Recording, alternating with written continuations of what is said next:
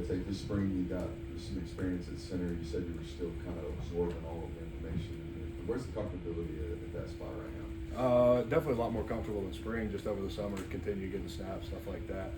So just kind of figuring out how to take a set at center, kind of stuff like that. Not treating it like I'm still at guard has been the biggest change, but definitely getting a lot more comfortable at that position and stepping into it.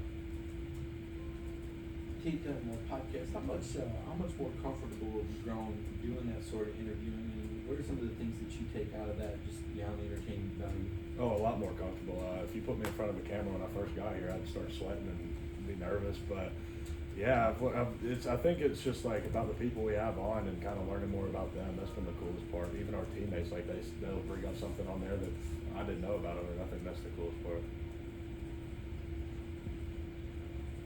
Tate, what did you see from Jared through this summer as he's getting ready to get fall camp underway? Really stepping into the role of center, taking control of the offensive line, getting us where we need to be on the right page. He's done a really good job of that, just stepping up his voice and being confident, really. And I think that's been the biggest part for him. Yeah, Tate, your first career start came against Clemson, feels like forever ago. Where do you think you've grown the most since 2021, I guess now? Not taking it for granted, for sure. I just got asked about camp a minute ago, and I was like, it's football. Like this is the fun part of what we do. But I definitely don't take football for granted, seeing how fast it can be taken away from me. And I think that gave me a chance to mature and kind of just stick in the older players' hip and kind of learn from them. So I think that's what's helped me. Yeah, it's so different for you guys now because you really don't stop training all year long. But for a guy, obviously a veteran who's been through 5 of these now, what's the mindset as you get to camp? You touched on this a little bit. I think you said it's excitement or whatever. But I mean, is it something you look forward to, or you dread and just try to get through? No, I look forward to it. It's football. It's the fun part of what we do. We're not out there running. We're not out there swinging weight around. It's football. We can go play football. It's what we're here for. It's what we do. And I think that's something to look forward to every year. And kind of as you get older, you kind of learn that. And I think these younger guys are going to figure that out at some point. And it took me some time to figure that out. Sort of related to that, last year I think it was probably on the schedule like we're undersells, so it was undersells as a team. This year was it a little different knowing you open with what fall is that the whole grind that's ahead, the potential of a long season? I don't think Coach Sparks is going to change his ways. We're not going to be physical, have tough practices. Camp's going to be hard, always is. You figure out what your team is during camp. I feel like, and I don't think he's going to change anything. Tate, on these tough practice days, are you more vocal with teammates as far as pushing them? We always hear about player-led teams and accountability. What's your leadership style, and how vocal do you anticipate being this fall camp? Definitely more vocal than I've been. I've been in a room with Sed, who's one of the best leaders I've ever been around, so I've never really had to be that guy.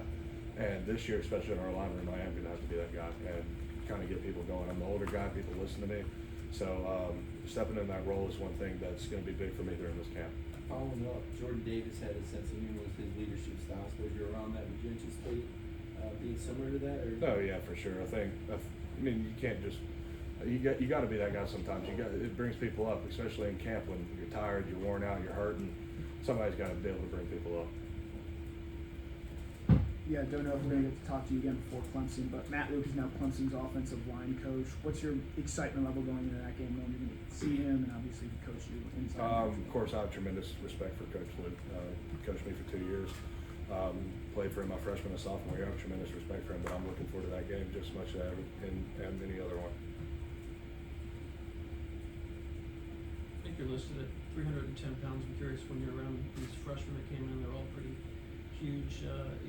What do you see of them, and you play basketball with Jazeer Jackson?